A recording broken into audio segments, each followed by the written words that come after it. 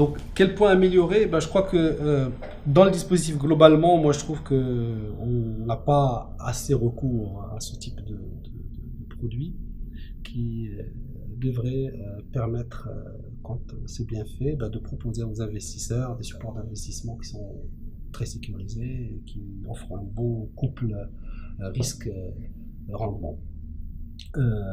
Bien sûr, la première des choses, c'est communiquer plus, et je pense que vous le faites aujourd'hui, et c'est très très bien, parce que ça permettra certainement de booster un peu plus ce marché.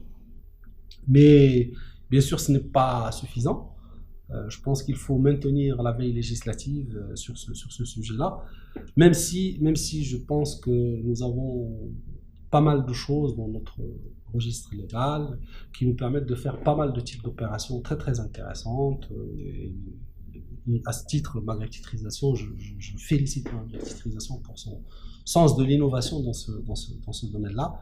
Mais ceci étant, je pense qu'il faut maintenir une veille législative très forte qui permettrait, en tous les cas, de booster encore plus le marché.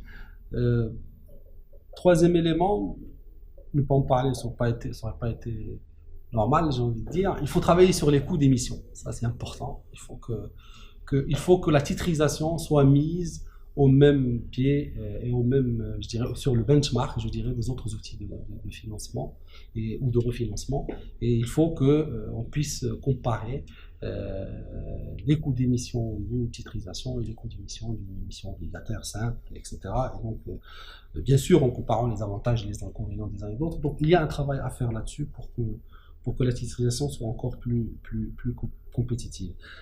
Troisième peut-être point sur lequel, alors c'est peut-être pas une amélioration, mais moi personnellement sur lequel il faut qu'on soit vigilants tous, nous qui intervenons sur ce marché, c'est qu'il faut qu'on soit vigilant quant à la qualité des opérations et à la transparence qui doit entourer toutes nos opérations de titrisation.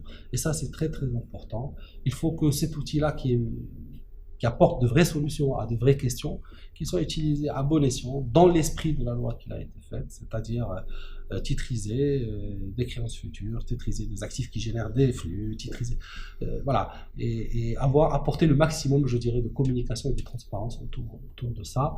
Je pense que nous tous, on vit sous le spectre certainement de ce qui s'est passé en 2008, on est loin de là, on est loin de ce qui s'est passé en 2008 concernant la titrisation, mais ceci étant, plus les marchés se sophistiquent, plus il faut être vigilant sur ce point-là.